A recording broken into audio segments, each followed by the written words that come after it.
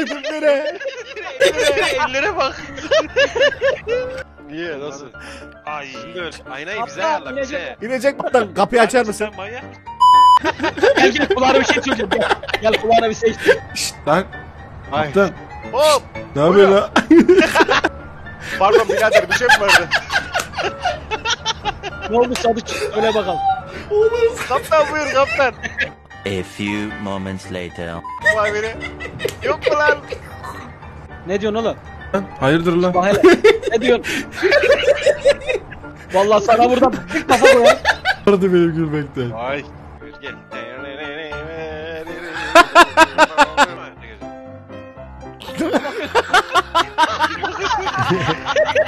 Bana öyle. Oğlum o kim kafayı zaten? Sana doğru geleyim dur.